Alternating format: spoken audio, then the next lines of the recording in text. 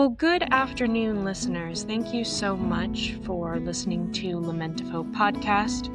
And this is kind of a gift for me. I usually do all of my recordings during the week. And I'm getting to kind of start out my Saturday. I mean, it's afternoon now, but it's early afternoon in the recording studio. And the cool thing is I'm speaking with a lady named Joyce Shaw. I'm going to have her Instagram linked below if you would like to check out her content. She's a mom, and she has gone through many adventures, journeys through motherhood so far. And one of her compelling videos that stuck out to me was she shared her miscarriage experience and some of the trauma that she's gone through in the past. And that really stuck out to me because I've had people share miscarriage stories with me, but it's something that I have found a lot of women are more discouraged from talking about. They don't want to bring down anyone who may potentially be having a baby or thinking about it. Or also, it can feel like, at least from what I've heard from other ladies, it can feel like they failed in some way or they didn't do something right. And they're kind of always trying to search for the why behind it. But I think it's something that so many people struggle with. And I think it's easy to take pregnancy for granted, that that's just going to happen and be easy. But that doesn't always happen, and a lot of times it doesn't. And so I wanted to highlight that. I've highlighted infertility on here for for a couple different episodes, but I wanted to do one on miscarriage specifically and on a mom who has had children after that experience, but can look back on that and talk about that after wrestling through that a bit. So Joyce, I'm so grateful you could come on the podcast and share. Thanks for having me. Yeah. So I hope you don't cry too much. I'm going to try my best. Hopefully that doesn't happen too much, but I want to ask you to kind of start out. Did you always want to be a mom, or was motherhood a desire that gradually grew after you got married? How did that look for you? I have always wanted to be a mom. I grew up in a split home. So I think even as a child, my mom said I just always talked about getting to start my own family. Like I just remember always playing Mm. mom. I always talked about wanting to be a mom. I always wanted to get married and have kids. I had a very specific timeline, and it did not. And, the more you plan, the less it becomes. So yeah, for me, motherhood was something that I have always wanted, and probably a little too much to a point where it was a little bit of a pedestal in my life. Mm. Mm. Um, and yeah, and so I think it was almost, becoming a mother. I became a mom when I turned 35 was the first time I had my oldest son. And it was a time where I realized, oh, I had so many ideas and idealizations of what motherhood was going to be like. And then when I was faced to become a mother, it was such a sharp contrast. And so it's been a very interesting journey of being a mom. It's been very refining, Mm. really humbling, very humbling. Uh, just from even pregnancies, each of my pregnancies have come with its own unique struggles. The deliveries progressively have become harder and have come with more and more complexity. And so, yeah, it's been an interesting journey of becoming a mom. Mm. What Mhm. was the first thing that struck you as very different than what you thought it would be like? So, in my mind, it's very easy when you have 35 years to dream of what it means like to be a mom, to kind of create an idea of like how it's going to go and the ease of what it's going to be, and perhaps the sweetness and the peace around it, and just kind of this feeling of like, I'm going to be a mom, I get to live whatever it is. But uh that's all I ever really dreamed about. I never really truly understood the further work behind that.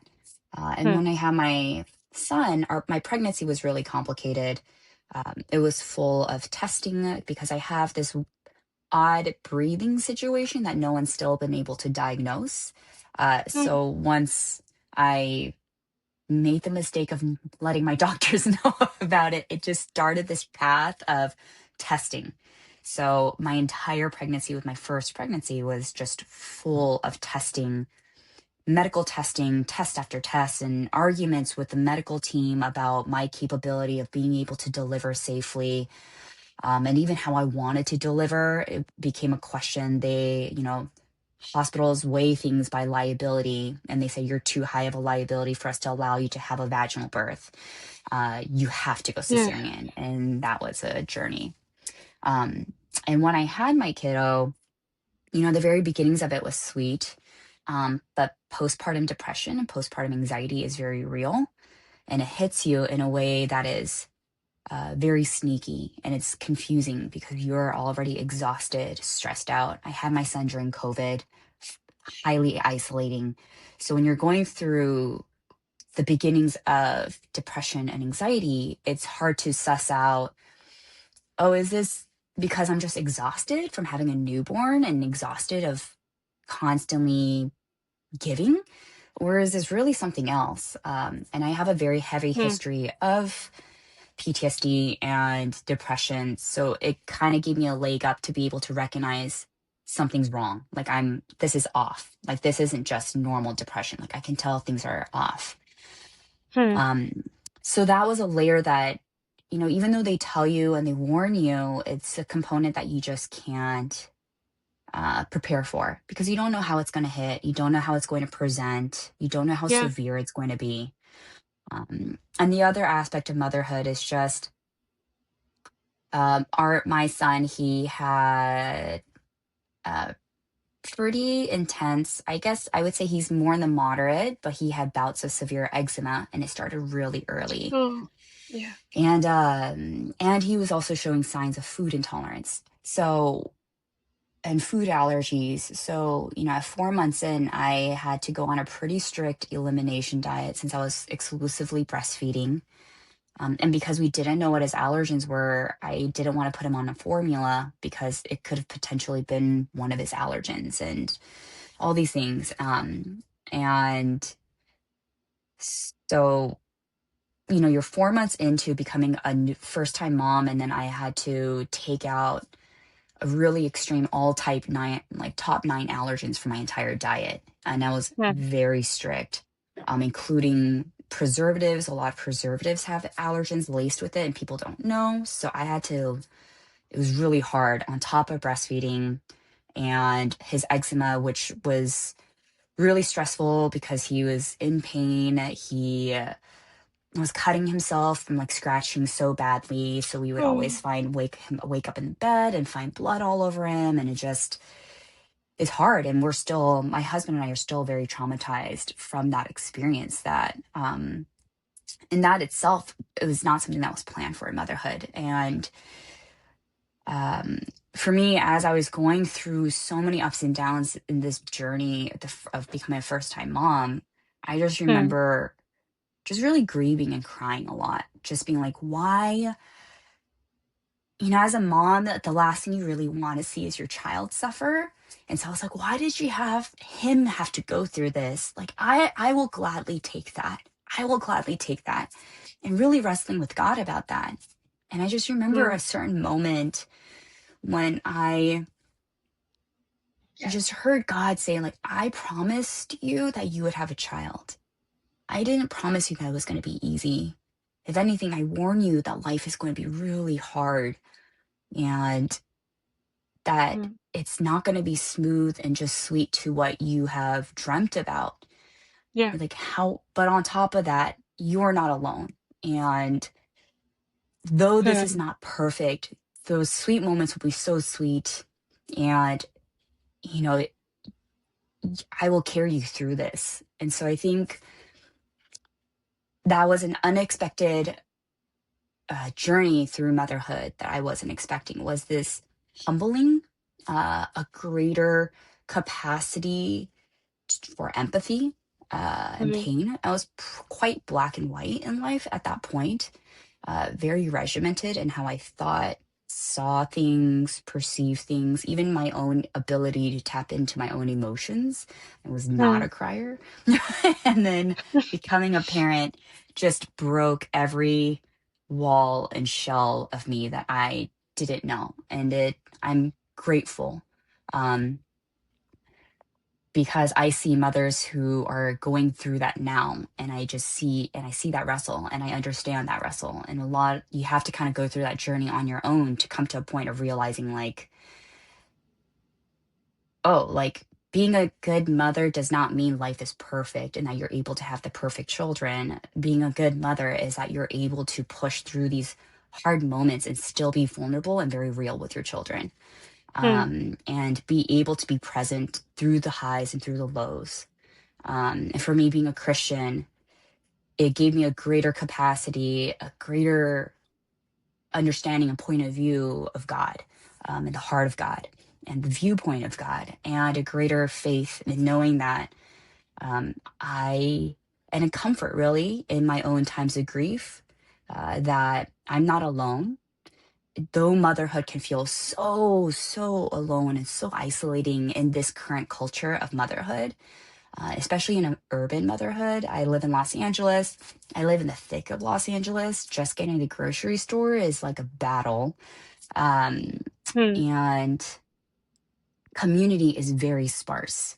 So when you are grieving or when you're going through times of hardship in motherhood, you can feel so alone. And I think for me, I was able to gain a greater understanding of I'm really not that alone.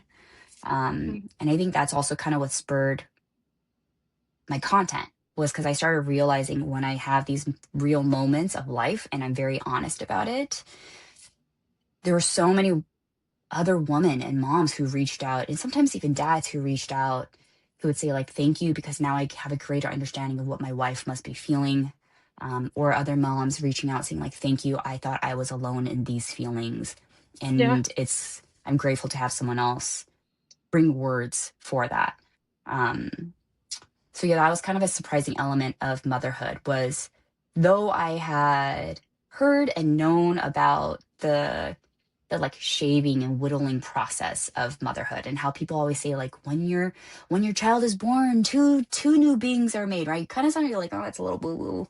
I don't know what that really means, but after becoming a mother, I was like, oh, I see. Like, yes, I am born into a new person, but even the process of raising your child will shape you in a way that is only possible and feasible by having a child. We've Yeah. had pets. I've, had nieces and nephews, and Yeah. I will say there is no greater change of who you are and greater challenge in your identity until when you become a parent, and it's a very like um, shocking experience if you're not prepared for that. Can I ask, when you referred to the breathing thing, just out of curiosity, is that just, what does that mean? Do you stop breathing at certain times, or? Oh, no, I wish it was that easy. I, for some reason, Oh, that sounds awful. I think that's a lot easier for them to diagnose. For me, for some reason, when I get to a certain level of hard work in Hmm. exercise or something, my oxygen levels just tank. It drops really low. And they have Okay. no idea why. And so that was the reason why they were really uncomfortable about me having a vaginal birth, because vaginal deliveries, pregnancy, contractions, they're like, it's like Right. running a marathon. And so they're like, and a lot of times I can't even tell, but I had to tell them, I was like, it's a pretty high level of work. Like, I'm like, I have run half marathons and my oxygen levels don't drop. I was like, it's not a running issue, it's an exertional issue, like when I'm pushing or something. And that, like, for them, it just, because they couldn't figure out the Sure. diagnosis, they didn't know how to manage it, they didn't know how to treat it.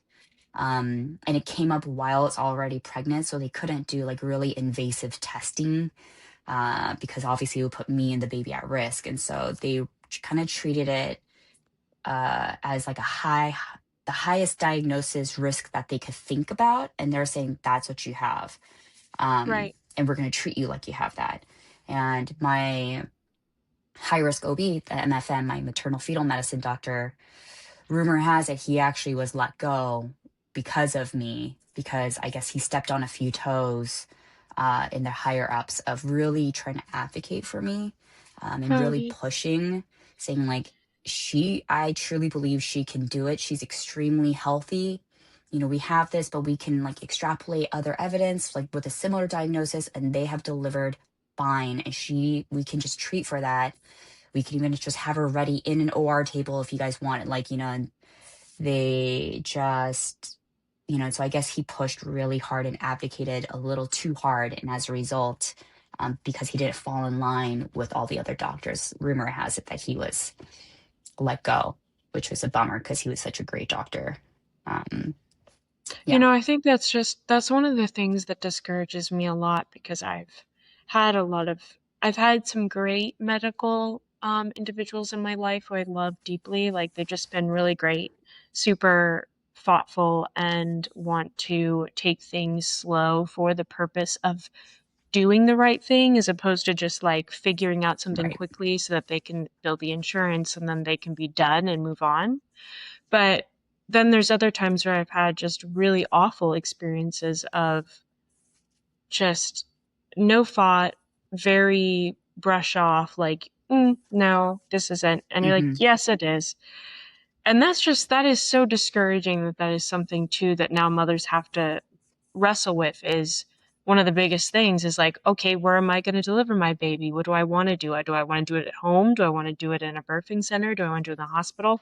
And then looking at all of the different statistics for all those things. And that's just, that's just another frustration that I think is just so unfortunate. That is another reason I think mothers get discouraged about being mothers, because it's like Hmm. the whole medical field is a whole new thing to conquer, and to think about. So it's interesting you mentioned that. I did want to ask you, did you, for your son, was this like your first time trying to have a baby and you were able to have your son pretty quickly, or were you waiting a while before your son came? I am very fortunate in that every time, so I have three boys now, and I am very fortunate that every time we have tried, we've been successful and pretty quick in being able to get pregnant. Um, I I don't know, it's just kind of obviously for me, I recognize like it's just really a gift because I know so many friends who really struggled with infertility Yeah. and IVF and all that. So I just know that, you know, there's nothing I can say more than just that I was gifted with being able to have children pretty easily and pretty quickly. At least getting pregnant part. Everything after has been a tooth and nail journey for me. But the getting pregnant part has been very easy overall. And I got very, very lucky. And I know that how lucky I am with that. So when did you have your miscarriage that you talked about in your video? Was that right after your first boy, or? It was after my second. So with both my first and second sons, I didn't really get my first period. I didn't get a period back until almost a year or so. And so with my second kiddo, I unknowingly got pregnant right when he turned one, which I was mentally absolutely not prepared for the idea of having that, just getting pregnant so quickly, which we weren't really actively trying at that point. So it was a complete shock for me. Hmm. Um, and, uh, and also at that point, I didn't think I wanted a third child. So I was even more panicked because I was like, I have gone through so much with the first two. Right. The pregnancies have been horrible. The deliveries have been progressively more and more traumatic. I can't do that again. And I was mentally just like, I'm done. So getting pregnant right after, as a surprise after my second kid was very jarring for me. But that Hmm. was the miscarriage happened between my second and third kid. So walk me through. So you had, you're finding out you're pregnant for the third time and you're not ready for that, which I can only imagine. And then what is that? Were you wrestling at the time with like, okay, I need to accept this. I need to prepare for this next chapter that I wasn't ready for? And then how did the miscarriage kind of unfold for you? Was it within a 12-week period? Was it after that? Um, and what was your thought process? Like, had you gotten to a point where you were ready to do this, or were you still feeling like, I'm not ready to do this at all? I don't know how this is going to happen. Um, I would say so. I found out I was pregnant in September of 2024. And it was more of just kind of a shock. And I was like, okay. And for us, our family, we don't believe in abortion. And that's just my own personal, unless there's something else that we have to consider in other medical needs. And so that question was kind of just like out of my mind. So I think once I found out I was pregnant, I just kind of said, oh my gosh, blew up my best friend's Yeah. blew up her phone. We never call. And I like FaceTimed her like 6 times in a row because she was working. And I was like, I need you to answer. So she's like, oh, this must be bad. So, and then once I kind of went through that process, I was like, okay, let's just dig in and prep. Like that's just where we're going to go. But let's first, my husband and I are very aware of the first 12 weeks. And so even though we're kind of mentally planning for a third child, we're still holding our breath. Sure. And I'm very close with my OB. Um, so I messaged her and I said, I found out I'm pregnant. And so she said, okay, let's get you in quickly, especially with how complicated my second pregnancy and the delivery was. Uh, I knew she would want to get me in quickly as soon as possible so we could kind of get the ball rolling with all of the medical work that we have to do for me. And so I got in, and the 8 week mark is when they do the ultrasound. Typically, between 8 to 10 is ideal if you're able to get to your OB in that time. So we went in for the ultrasound, and we're excited but holding our breath. And as we're doing it, I've gone through it twice, so I know the ultrasound should look like. And Yeah. as the stenographer, as she's going through and trying to find the embryo, I could just tell, one, she was having a really hard time, which was to find the baby, which is not a good sign. Um, and two, when she did find it, it was just a very, very small, like small mass, which I was like, I can tell it's not developed enough. So in my own mind, I'm kind of bracing. I'm like, something's off. Something's really off. And even watching the stenographer and how she's trying really hard, I could tell something was off too, but she doesn't diagnose and everything. So she's just not saying anything. She's just trying her best to get the best pictures possible. And then when she was Yeah. trying to get the heart rate, I can tell the heart rate was really weak. And she was having a Hmm. hard time trying to get the heart rate. So there's all these signs where during the ultrasound, I'm already getting warnings of something's not right. Um, and when my OB walked in, instead of walking in, she and I were really close. And instead of walking and be like, oh my gosh, thanks, she walked in and sat down and just said, walk me through your ovulation cycle. And that was the first thing she said. And that's when I was like, something's really off. Like something's not properly happening. And so we're having this discussion and we figured, okay, maybe it's my ovulation cycle is just really odd because I had just only had 2 cycles. It was my second time ever having a period. Hmm. So perhaps my ovulation cycle timing is just really off. And maybe that's what we're doing is we're capturing the baby too early. And so she said, just, we're not going to make any assumptions. We're not going to talk about anything else. Let's just wait. And she said, let's just wait. Come back in 2 weeks. We'll do an ultrasound and we'll go from there. And so I Hmm. said, okay. So the 2 weeks later, uh, the week of that I was supposed to go in for my ultrasound, I just started bleeding. Um, and that was really stressful. And I know that bleeding is pretty common in pregnancy. It's actually more common than a lot of women know and realize and expect. And so a lot of my friends were trying to come, like, they're trying to comfort me because they had a couple of my friends had some bleeding through their pregnancies, and they're like, it should be totally fine. It should be totally fine.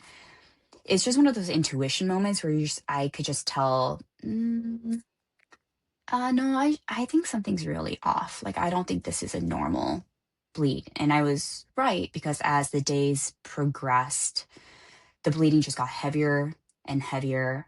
And then by day 3 of bleeding, I was like, it's a period. Like, I'm like changing pads. So at that Mm. point, I knew I was miscarrying. But you still have hope of like, maybe I'm still okay. Maybe I'm still okay. Yeah. My bleeding has started like on a Sunday or on a Sunday, I want to say, and then my ultrasound was on a Friday, and my husband was traveling at that point too. So there was a lot of Mm. stress, or it was like on a Thursday, I think. It was just a lot of stress. Yes, it was on a Thursday, um, because I was going to be by myself, trying to find all this care for someone to come in and to watch the kids, and trying to get the ultrasound and all this stuff. um but the way it worked out was that I was able to get my ultrasound in the morning at a separate location, and then I was going to see my OB in the afternoon. So I by the time I got to my ultrasound on that Thursday morning, I already had a feeling what was going to find, but I still had a small glimmer of hope. And when I went in for the ultrasound, she went in and it was a bit cold. And I think that's like what like always stuck out to me about that second ultrasound was just that I think the stenographer wanted to just take the picture, get in, get out so that I can have some time. But she, just when it's a really high emotional state, when someone like rushes you like that, it doesn't feel comforting and it doesn't feel like there's space for Yeah. the sadness that they just discovered, right? And she Mm. handled it so coldly. I remember she's like, "Oh, you've been bleeding." I was like, "Yeah." She's like, "Oh, well, you know what bleeding means." And I was like, "Okay, not your job. Like, you don't need to be talking about that." And she goes in for the ultrasound, and I have my Mm. 1-year-old son with me in his stroller, so it's a little bit odd too because you have a little bit of a emotional reservation because you have your baby with you. Sure. Yeah. Um, but she does the ultrasound and she looks at the embryo and she looks at the baby and she's like, "Oh, yep, exact same size as 2 weeks ago. So you know what that means." And she's about to leave and I said, "Oh, can I get a picture? And like, can you just print me a picture? I don't even have a picture." And she's like, "Oh yeah, no problem." She prints me a few pictures, puts in an envelope. She's like, "Okay, bye." And she walked out. And I remember I was like, she was in and out in a matter of probably less than 5 minutes. Like it Wow. was so I was so caught off guard because I never had an ultrasound that fast. Um, and she moved so quickly that it just felt really uncomfortable. And I remember the moment she walked out, I just started crying. Like I was like, what's happening? And uh, yeah, but the beautiful thing was I already had friends coming over, so I think what I was really dreading was like I'm so sad in this emotion of knowing that I'm losing this pregnancy. But I don't have my husband with me. And I was like, that sucks. Um, and my best friend came over immediately. I didn't ask her to. I kept kind of powering through it, saying like, "No, I'm fine. I'm okay. I'm fine. I'm fine." And she said, "Oh no, I'm coming over." So she came over and another friend had come Oh. over. Mm. And yeah, and they stayed with me for a bit until I was just a little bit more comfortable. And I was able to talk with my husband before they came over and just was crying on the phone of like, and I know he felt helpless because he's in a different state and he's driving in the middle of nowhere and his wife is crying and we discovered we're not having a child. And just, there's a lot of emotions, but also Yeah. I know my husband was really struggling because I'm sure he really wanted to grieve, but he was in a situation that didn't give him that space. And I think he also just wanted to hold strong for me because I'm the one who's personally, physically going through the loss. Yeah. Um, but yeah, and I'm so that was Thursday. And my husband eventually came home late that night, and I worked through with getting the kids to sleep, and we had our talk and grief like together.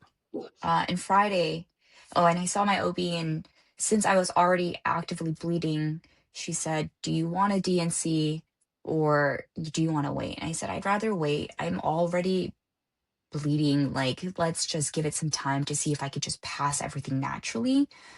Um, and she obviously said, "Okay, like, I respect that. Let's come back in 2 weeks. And if, and we can re ultrasound and make sure everything's cleared out." So this is December by this time that, this is Thursday of the first week of December. So it's December 5th. And December 6th is a Friday. And we're all home. And I think towards the afternoon, late afternoon, early evening, I starting having a lot of cramping. I have never delivered my kids vaginally, so I don't know what like actual pregnancy delivery contractions felt like, but I could Hmm. tell I was like, "Oh, well, there's cramping situation and my back is starting to kill and my back is hurting and I'm getting starting to have a really hard time moving around." And I was like, and these are getting strong. So I could tell it's like, okay, I think we're going to pass the baby tonight. And we're going through and was able to hold out until I we put the boys to bed and the boys to bedtime. And I after immediately after putting the boys to bed, I told my husband, "I'm gonna go take a shower. My body's hurting. The bleeding is getting super intense, the crampings. I just want to see if I could get a hot shower to kind of relax." Um, and as I'm taking my shower, the contractions get so hard and painful that I just couldn't take the shower. So I'm on the bath floor. Just the shower's running on me to give me a little bit of comfort, and I'm just bleeding and I'm hurting and I'm in so much pain. And I think I just remembered having this moment of like being in my shower in my bathtub Hmm. and being so sad because I was like, "Oh, like I've always wanted to experience and deliver a child vaginally and just experience what it means." Like, I know some of my family members and my friends were like, "You're crazy for wanting to experience contractions." And I was like, they're like, "You don't understand what a blessing it is that you've had cesareans." And I said, "That's not for you to decide. And Hmm. it's something that our bodies were designed to do. And me being a physical therapist, I'm really interested to know what it feels like, just to know and to be able to Yeah. connect with other women and other Yeah. people." Uh, and so I'm in the shower and I just remember just grieving in that moment of saying, like, how sad is it that the first time I ever get to experience a contraction is when I'm in the process of actively losing a child?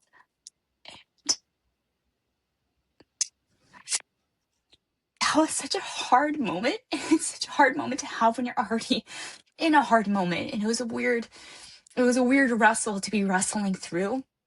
Oh, But yeah. it also, because I knew I was in the process of losing a child, there wasn't like a goal focus. I'm not thinking like, "I can Yeah. breathe through this, I can get through it because there's going to be a reward at the end." I didn't want to let go because I knew as I'm going through it, it's just sadness and loss. So Mm. why would I want to focus in and breathe and try to get my body to do what it's doing Right. and Yeah. try to connect, right? In a sense, I'm almost trying to dissociate in that time because of the extreme pain. And also, I didn't know if it was normal. Like, it felt like my cesarean incision was just tearing. It just felt Mm. horrible. Like, I could feel so much pain in Hmm. my body, and it was just at my incision site.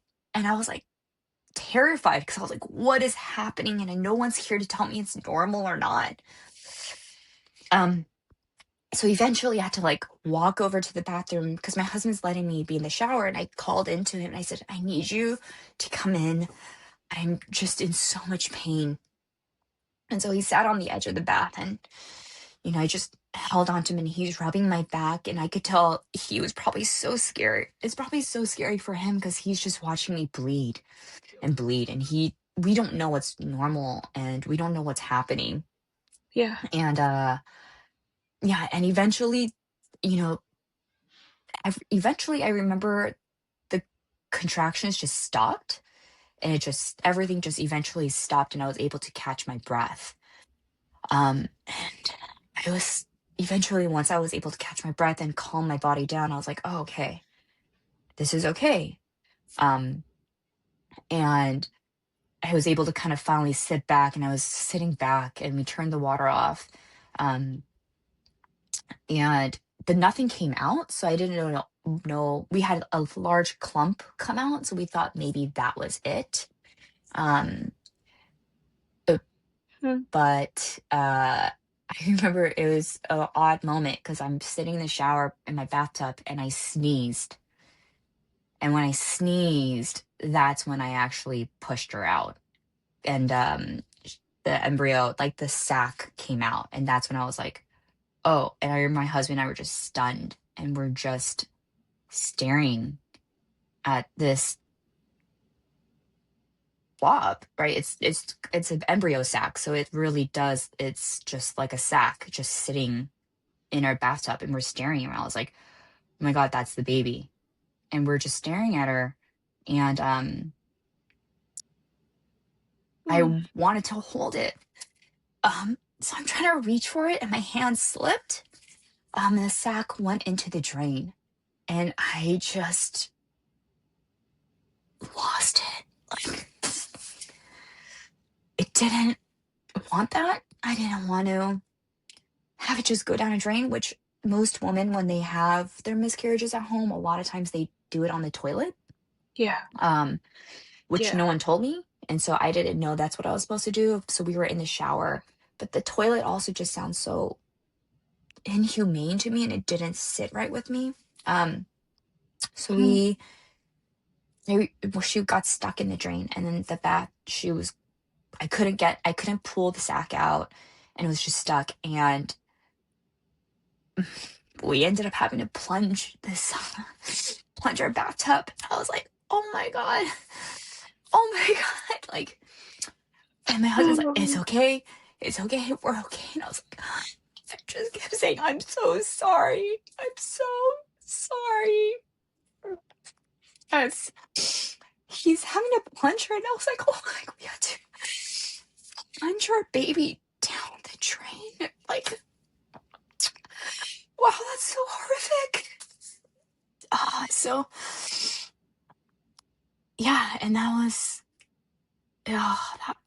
that's why I couldn't take a shower for a really long time because, and I avoided it. I would wait weeks until I desperately needed to take a shower because I like physically had to because it just every time you take a shower, you just stare at the drain and just think about what I had just done, what had happened, what was going down that drain. And it was really hard. yeah. And that was December 6th, 2025. Um, So not even a year ago. yeah, yeah. No, no. Well, just a year ago. Or maybe it was no, yeah. Oh, it was December 2024. Sorry. December 6th, 2024. Okay. Sorry. I have all the times confused in my head. It was December 6th, 2024. And yeah, we just celebrated the 1 year passing of her. And yeah, the Hmm. so yeah, that was in December, and we went back. I eventually finished bleeding, and I remember we had to go on a trip, and it was like the most horrific time to travel. We're like on a plane traveling, and I'm like bleeding because it is still a pregnancy, like it's still Wow. like a Yeah. true delivery. So you're still bleeding. I'm going through all these hormonal, emotional ups and downs and sweats, and I was like so angry because it's like I'm going through postpartum without a baby. I was like, this is horrible. Like, at least when you hold a baby, you have like the gift to be able to kind of carry you through the really crappy things of postpartum recovery. But instead, I'm like lugging luggage. We're in a weird Airbnb. I'm like, this is not where I want to be as my Mm, body is healing. Um, and went back 2 weeks later, and unfortunately, I didn't pass all of the lining. So a lot of the uterine lining was still in there. And you have to remove that pretty quickly, or else it gets really necrotic and it can endanger you. It can make you really sick. Um, and so by this time, it's well, it's almost Christmas. And so we had to rush. My OB said, you have way too much uterine lining in there. It's not safe for you. We need to do a D&C. And she squeezed me in, and we did a D&C on Christmas Eve. So on December 24th, went in, and I was like, wow, like what a odd holiday. And it was an interesting time for me to be going through it. Um, mm, the Christmas season and going through a miscarriage, and that loss. And I started realizing and understanding um, how hard the holiday seasons can feel when you're going through such sadness and deep sorrow, mm. when it's contrasted with a time where people are really highlighting joy. But for Yeah, me, I thought, for me, it was an interesting experience in that it really actually gave the Christmas story a deeper meaning for me, because people like in the Christian faith, we only focus in for Christmas on Jesus's birth. But we also, when you take the bigger picture, you have to remember that there was babies being killed and murdered, right, by yes, King Herod, right? And he was in search of yeah, Jesus. And yeah, there were mothers grieving the loss of their children in a time contrasted with this beautiful point of joy of Jesus mm, coming into the world. And I thought that was such an interesting contrast. And for me, yeah, that story felt so real, where I was like, oh, wow, now I understand what the hope of Christ means in the Christian faith, because he came in such a dark time of history, of just an annihilation of yeah, children. And there's this one baby that survives, and he's supposed to bring this hope to the world that can be unmatched. Um, and that was something that kind of carried me through the holiday season, was being able to say, like, I now truly understand the hope that I'm supposed to be having. mm, It was also a very interesting time for me, because as obviously I'm grieving, um, and a lot of my friends were trying to comfort me, but no one I know also had went through a miscarriage within my immediate circle, and so they also didn't really know how yeah, to comfort me, and they just kept kind of asking me, how can we help you, how can we help you? But when you're going through that, when you're going through grief, not even just miscarriage grief, just grief, your needs are very unknown. And if you do need something, it's probably right in that moment, right? Right now, I actually need someone to hug me. Right now, I don't have the capacity to make dinner. I need someone to make me dinner. But you can't give someone a 2-minute warning for those kinds of needs. So it was just really hard. Um, yeah, it was. And so, yeah, and then Christmas Eve was when we had our DNC, and then we had Christmas, which was an interesting time. And well, that was, and then grieving. this might be a weird question, but do you remember if the hospital was playing Christmas music do you remember when you went in for your DNC if they were playing Christmas music? The Office, because they try to keep it pretty mellow. I remember they didn't. The DNC team, which was, they were brought in specifically because they weren't planning on doing a DNC. So they had to call in a last minute team to help me through that.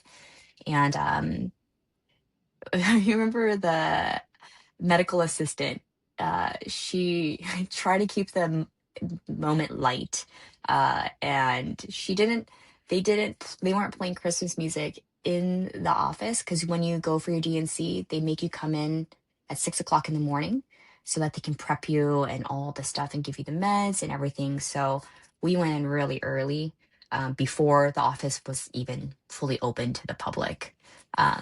But I just remember my MA, we're prepping and it's just kind of awkward and the tension is just kind of there because you're just sitting and she walks in with a karaoke mic and then she just went in like, have a jolly molly Christmas, or she's like, have a merry jolly Christmas. And even though it's a Christmas song about being jolly, I just started laughing and it was probably exactly what I needed in that moment. And then she's like, I know it's not jolly for you, she's like, but I just wanted to bring a little bit of cheer for you and I appreciated that. For me personally, it may not have worked for other women. But for me, I loved, uh, I think maybe I just love an ironic moment. And so I like, she came in with the karaoke mic and just started singing. And I was like, okay, I'm here for that. I'm here for it. That's exactly what I needed because I was just sweating. You're just sitting there and you're kind of like, what's happening? What's going on? And I'm trying to just, maybe, I'm just trying to maybe not tap into what's happening. And so I'm just sitting there and the nurses were so sweet and comforting. And I just remember when my OB walked in for the DNC, she walked in and she was very gentle and just soft, and very aware. And I just remember she came in and she touched my foot because I was sitting on the table with my legs on the stirrups. And I just remember she touched my foot and she just kind of started massaging it. And then that's when I just started crying. And I just started crying and crying. And the nurses, I just remember they like flocked towards me and they like had tissues and they were hugging me. And my OB started hugging me. And they're like, it's okay. You're going to be okay. You can do hard things. We know this is really horrible, but you're going to be okay after this. This is what you need to do for you to make sure you're healthy. Um, and they were a very beautiful and sweet team for exactly a really hard moment. So I didn't have Christmas music. I did have a karaoke Christmas moment when I was getting my DNC, but I did not have Christmas music. The it's it's so hard because I've had so many people ask me like why. I've really wrestled with the Lord on when really bad things have happened and I've said, it was awful. Like if anyone asks me, "Oh, do you see this moment where God provided here?" And I've had moments in my life where I'm like, "No, I don't. It was just completely bad and it was awful and traumatizing and my life is different now and I'm very upset." And then I remember one particular incident that was particularly awful. And I remember a couple weeks later, the Lord just really impressing upon my heart, similar to what you said, where He was like, I promised I would be with you. I didn't promise it would be easy, but I promised I would be with you. And what really stuck out to me there, one was my sin of pride, of just like, this is how it has to go down for me to think you were there. And Mm, then second, when I started to think and I made myself go, okay, be honest with yourself. Was there anything provided for you or were you completely alone? And I just realized that He never left me with nothing mm, to sustain me, mhm, nobody to help, nothing to comfort, no means of hope. Like there wasn't, like it was very clear to me that I'd never been in a situation where there wasn't one thing you could name. mhm, And there was always more than one, but if you really were pressed in the heart to just think of one thing, that really stuck out to me. And it's such a comfort because, a lot of times I wrestle with and think about, why even do the mother thing? And so many moms, well, so many women are like, child free is the way I want to go. It just sounds really rough to me and I don't want to do that. And life's already hard. And that's something I've even thought of. And I'm like, well, life's going to be hard regardless. So you can cut off doing this particular thing because it's going to be hard, but then something else will be hard. And there's always going to be provision for whatever is hard. And so ultimately, the question isn't how hard do you want your life to be? It's like, okay, how many opportunities can God give me for grace here? You know, Hmm. like, am I cutting this off for fear, or am I cutting this off for a really good reason? You know, like, you can't, maybe it's very dangerous to have a baby, whatever the circumstance is. But I just imagine those ladies like coming over and hugging you and you crying, and like, that that is just so touching that you would have that moment of like all these medical people, which usually that's the sterile environment, and so many of us are Hmm. like, I hate this, I'm gonna go home. um and having those people be your comforters in a place, and like they'll like just cry and like validating how you're feeling, like that brings joy to my heart, to think that that's even a possibility, you know, that that can be experienced and there can be encouragement there. But Yes. I did want to say too, like, when you were going back talking about Herod and the babies, um, which one of my favorite Christmas carols is the Coventry Carol, which talks about Mm. that slaughtering of the innocents.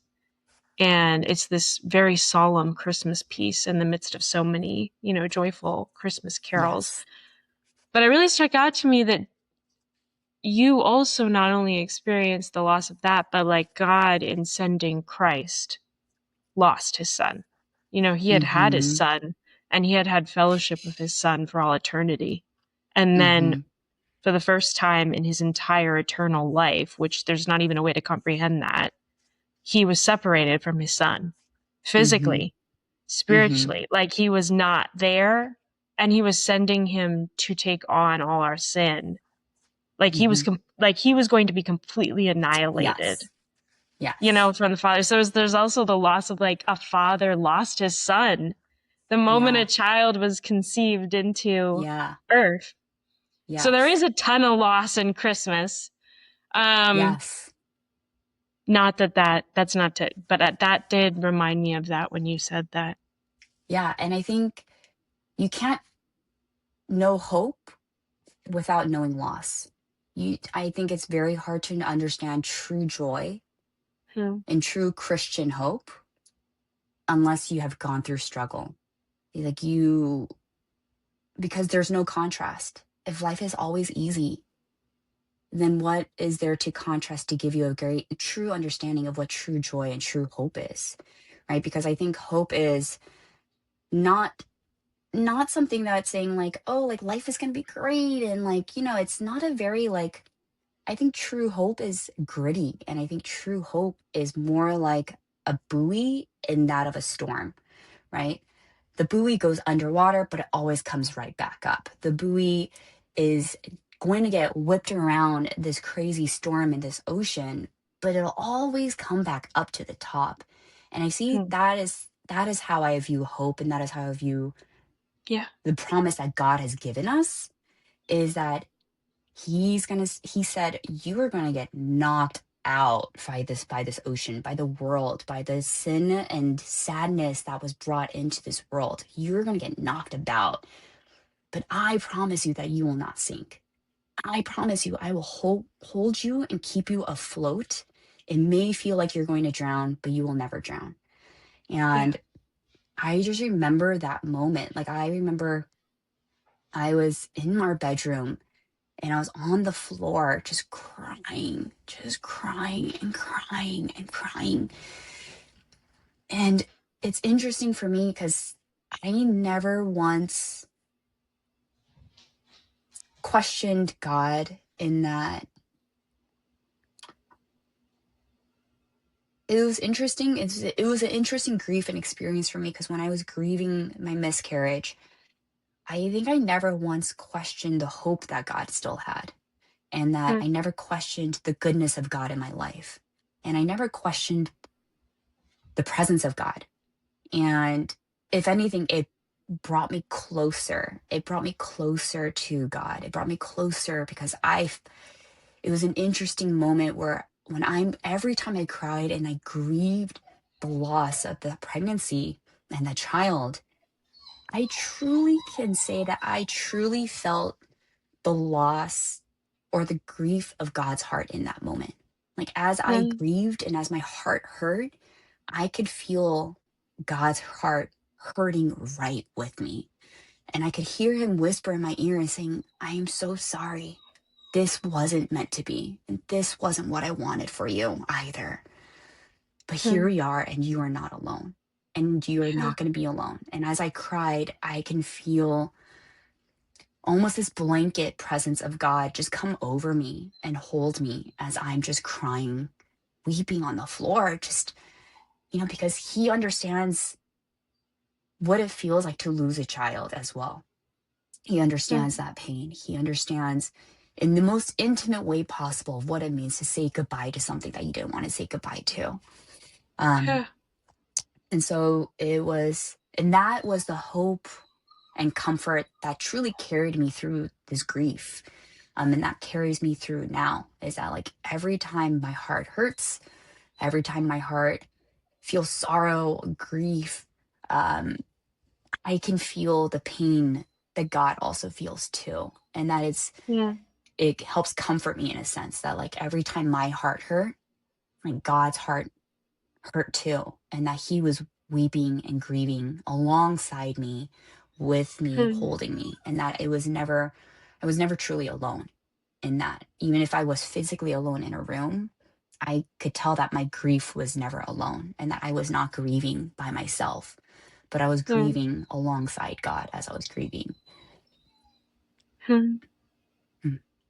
Well, Joyce, I mean, it was such a gift to hear. It's like, it's not a story where you can end and go, happy day, but Mm-hmm.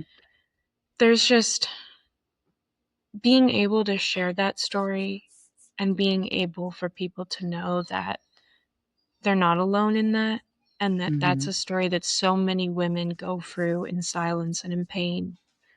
But it's just such a gift, and I was so encouraged that you'd even share that just so that people could know they weren't alone in that experience. And so I'm so glad you could come on and share here. It's my pleasure. Thank you for having me on so I can share the story and just talk about it. And hopefully, one person can feel a little less alone in their grief and to know that miscarriage is really hard and that grief, I understand, is really hard to understand unless you have gone through that pain. And it's a pain that sometimes it's so intimate that you only want it to be matched by someone who truly understands the intimacy of that pain, I think. And I think that's why a lot of women don't talk about miscarriage, because it's such an intimate pain that it's very hard to liken it to another thing. Yeah. Um, and so it's something that I notice it's talked about with those who have gone through miscarriages, but not talked about outside of that circle. So I just hope that if someone's listening, that they feel just a little less alone and knowing that they're not alone in that pain that they carry. Hmm. Yeah. Yeah. Well, Joyce, thank you so much, and I hope you have a restful, hopeful rest of your day. Thank you. You too. All right. Bye, Joyce. Thank you. Bye. Yeah.